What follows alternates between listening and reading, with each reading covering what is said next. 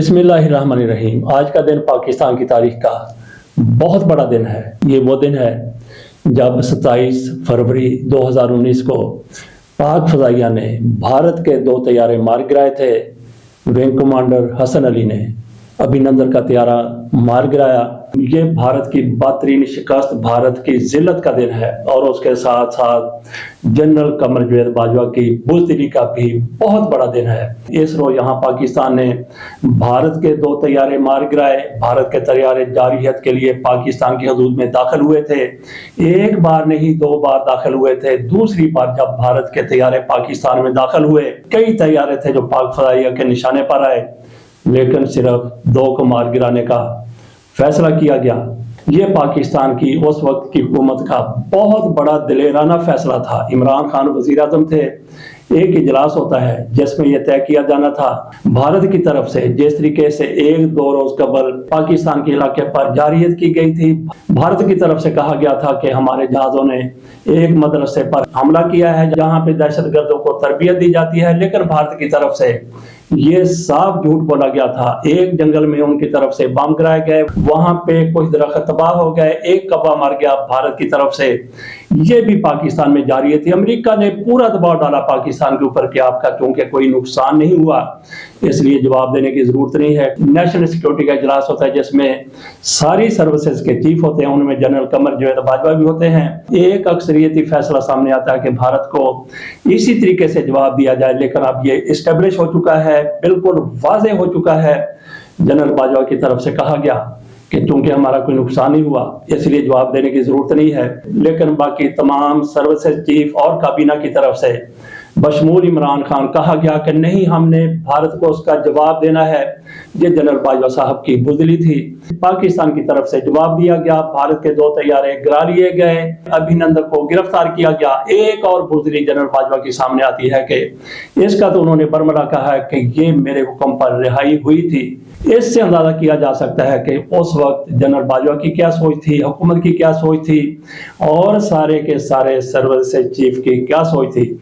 भारत, ये पाकिस्तान का अंदरूनी मामला है। भारत को जिस तरीके से पाक फजाइया की तरफ से, पाक फौज की तरफ से शिकस्त दी गई, जिल्लत से दो चार किया गया, ये पाकिस्तान की तारीख में बहुत बड़ा दिन, बहुत ही बड़ा दिन है, जिस पर सारी कौम अल्लाह ताला की शुक्रगुजार है। अभिनंदन का जहाज विंग कमांडर मार गिराया था, जबकि एक और जहाज भी मार गिराया था जो मकबूजा कश्मीर में जा गिरा था। वो जहाज हसन सिद्दीकी की तरफ से मार गिराया गया था। अब एक और बड़े दिन की बात कर लेते हैं। ये तहरीक इंसाफ के लिए बड़ा दिन, बहुत बड़ा दिन है, क्योंकि तहरीक इंसाफ ने जनूबी पंजाब हल्का 193 वो बड़े मार्जिन से जीत ली है। वहां पे इन लोगों के साथ क्या हुआ है, मोहसिन लगारी को, जो तहरीक इंसाफ के उम्मीदवार थे, उनको मिले हैं 90,392 वोट, जबकि उनके मुकाबले में मुस्लिम लीग नून के उम्मीदवार उनको मिले हैं 55,218 वोट। फर्क कितना है? 35,174 वोट का फर्क है। इस हल्के में वोटों की कुल तादाद है 3,79,204, मर्दों में है 2,06,497, औरतों की तादाद है 1,72,709। वहां पे औरतों के जो वोट कास्ट हुए हैं वो हुए हैं 81,466, मर्दों के वोट कास्ट हुए हैं 97,316। ये मुकाबला 11 उम्मीदवारों के माबैन था। पीडीएम की सारी जमातें तहरीक इंसाफ के खिलाफ थी। पीपल्स पार्टी ने भी अपना उम्मीदवार खड़ा किया था, तहरीक लबैक का उम्मीदवार भी था, लेकिन कामयाबी हासिल कर ली मोहसिन लगारी ने। इससे अंदाजा किया जा सकता है कि मुस्लिम लीग नून कहां पे खड़ी है, पीडीएम कहां पे खड़ी है, तहरीक इंसाफ कहां पे खड़ी है।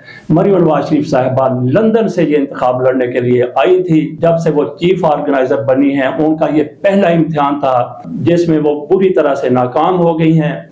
इससे अंदाजा किया जा सकता है कि तहरीक इंसाफ कहां पे खड़ी है, मुस्लिम लीग नून और उसकी साथी पार्टियां, इत्तेहादी पार्टियां, वो कहां पे खड़ी हैं। नाज़रीन, यहाँ पे ये बात भी याद रखने वाली है कि जितने भी ज़िमनी इंतखाबात होने थे पीडीएम की तरफ से, मुस्लिम लीग नून की तरफ से, उन सब का बाइकाट कर दिया गया। लेकिन अगर बाइकाट नहीं किया तो इस हल्के से बाइकाट नहीं किया गया था, क्योंकि इनको यकीन था कि हम इलेक्शन कमीशन को साथ मिलाकर हुकूमती मशीनरी को साथ मिलाकर, अदारों को साथ मिलाकर, लोगों को लालच देकर, लोगों को दबाकर, लोगों को डराकर हम ये इलेक्शन जीत जाएंगे, लेकिन सारे हथकंडे नाकाम हो गए। वहां पे पीटीआई ने सारी जमातों को रौंद के रख दिया। ये उन ताकतों के लिए भी एक बहुत बड़ा सवालिया निशान है कि आप पीटीआई को आखिरकार कहां तक दबाने की कोशिश करेंगे। अवाम को जैसे ही मौका मिलता है वो बता देते हैं कि वो किसके साथ खड़े हैं। एक बार फिर अवाम की तरफ से ये बता दिया गया है कि उनकी नजरों में कौन सुरखरू हो सकता है, किसके वो साथ खड़े हैं। अगर किसी को अब भी समझ नहीं आती, अकल नहीं आती, तो फिर उसका अल्लाह ही हाफिज है। कुछ लोगों के आसाब पर अरश शरीफ मरने के बाद भी, शहीद होने के बाद भी सवार है। कल कज़ाफी स्टेडियम में लाहौर कलंदर और पेशावर ज़ल्मी के दरमियान मैच था। वहां पे इमरान रियाज खान और उनके साथी अरश शरीफ के मास्क पहनकर जाना चाहते थे, उनके साथ मास्क थे। कई लोगों में उन्होंने मास्क तकसीम किए, वो लोग मास्क पहनकर स्टेडियम के अंदर चले गए। जब इमरान रियाज खान अंदर जाने लगे अपने साथियों समेत, तो उनको पुलिस की तरफ से रोक लिया गया कि आप ये नैरेटिव लेकर अंदर नहीं जा सकते, ये रियासत के खिलाफ नैरेटिव है। शर्म आनी चाहिए ऐसी बात करने वालों को और करवाने वालों को। अरशद शरीफ जिसके बारे में फौज की तरफ से भी कहा गया कि उन पर जुल्म हुआ है, तो फिर ये रियासत के खिलाफ नैरेटिव कैसे हो सकता है। इमरान रियाज खान को मैच देखने की सिर्फ इसलिए इजाजत नहीं दी गई कि वो मास्क अंदर ले जाना चाहते थे, लेकिन ये मास्क स्टेडियम में पहुंच चुके थे, लोगों ने पहने भी थे, लेकिन इमरान रियाज खान को क्योंकि वो इस मामले को उठा रहे हैं, उनको और उनके साथियों को मैच देखने की इजाजत नहीं दी गई। नाजरीन, ये हमारी रियासत है जिसमें इस तरह भी करने वाले लोग मौजूद हैं। अरशद शरीफ को ये लोग इंसाफ तो नहीं दिला सके, लेकिन उनका नाम सुनने से भी खौफजदा हैं, उनकी तस्वीरों से भी ये लोग खौफजदा हैं। देखते हैं इनको खौफ आखिरकार कहाँ पे ले जाता है। अब थोड़ी सी बात कर लेते हैं बिलावल भुट्टो जरदारी के हवाले से। बिलावल भुट्टो जरदारी बुखलाहट का शिकार हैं, झल्लाहट का शिकार हैं और उसके साथ साथ झूठावट का भी शिकार हैं। बिलावल भुट्टो जरदारी झूठ बोलते हैं, पांव बांध कर झूठ बोलते हैं। इनकी तरफ से कहा गया है आला अदलिया का दोहरा मयार है, लाड़काना के वजीर आजम को फांसी, जमान पार के वजीर आजम को सहूलतकारी। ये बिलावल भुट्टो जरदारी की तरफ से कहा गया है। अदलिया से इन लोगों को बड़ी तकलीफ है। इधर बिलावल भुट्टो जरदारी की तरफ से ये कुछ कहा गया है, तो इनका वजीर आला सिंध उसने क्या कहा है। इनके वजीर आला सिंध मुराद अली शाह ने कहा है कि तौहीन अदालत से डराया जाता था, अब डर नहीं लगता। ये पीपल पार्टी का नैरेटिव हो गया है कि पहले इनको तौहीन अदालत से डर लगता था, अब इनको तौहीन अदालत से डर नहीं लगता। बिलावल भुट्टो जरदारी ने शायद यही बयान देकर, यही सुनकर ये कह दिया है कि अदलिया का दोहरा मयार है। सिंध के वजीर आज़म के लिए कुछ और मयार है, ज़मान पार के वज़ीर आज़म के लिए कुछ और मायार है। सिंध के वज़ीर आज़म ज़ुल्फ़िकार अली भुट्टो जो बिलावल भुट्टो जरदारी के नाना थे, उन पर क्या इल्ज़ाम था? उन पर एक कत्ल का इल्ज़ाम था। अपने सियासी मुखालिफ के वालिद को उन्होंने कत्ल करवाया था, ये उन पर इल्ज़ाम था और फिर इस इल्ज़ाम के तहत उनको फांसी दे दी गई थी। क्या इमरान खान ने किसी शख्स को कत्ल करवाया है? सियासी मुकदमात हैं। बिलावल भुट्टो जरदारी को कोई शर्म आनी चाहिए कि किस तरह की बातें कर रहे हैं। इमरान खान को क्यों गिरफ्तार कर लिया जाए? सिर्फ अपनी मंशा पर, आपकी मर्जी पर।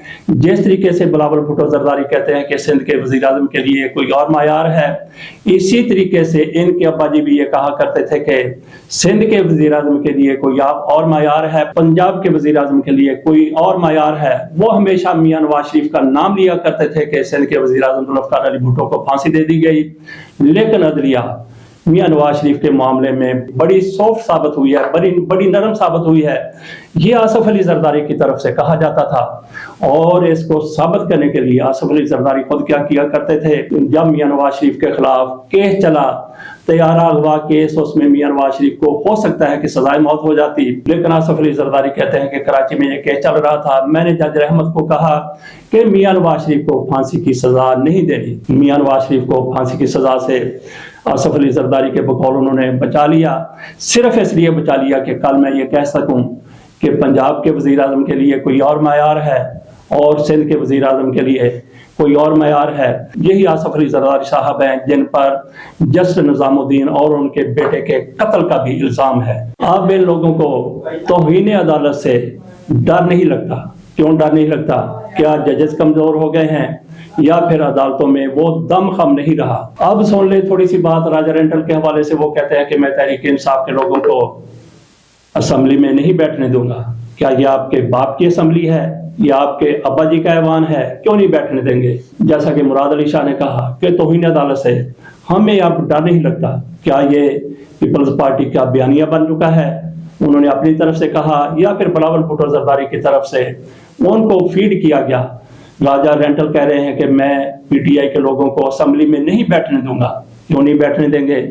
जब हाई कोर्ट का फैसला आ गया है तो क्यों बैठने नहीं देंगे? इससे अंदाजा किया जा सकता है कि अदालतों के बारे में इन लोगों की क्या सोच है, किस हद तक जा रहे हैं। उधर आप ये भी देख लें कि 9 रुकनी सुप्रीम कोर्ट का बेंच है, उनमें से 2 जजों पर इन लोगों की तरफ से, पीडीएम की तरफ से, पीपल्स पार्टी की तरफ से, मुस्लिम लीग नून की तरफ से एतराज किया जा रहा है। एतराज ही नहीं किया जा रहा, उनकी तज़हीक की जा रही है, उनकी तजलील की जा रही है।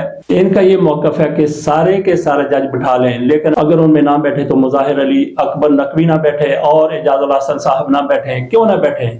इन 2 जजों से इन लोगों को बहुत ज्यादा तकलीफ है। कोई भी ईमानदार जज, कोई भी दयानतदार जज वो इनको वारा नहीं खाता ये 2 जज ना हो, क्योंकि सुप्रीम कोर्ट की तौहीन का अब इनको डर नहीं रहा।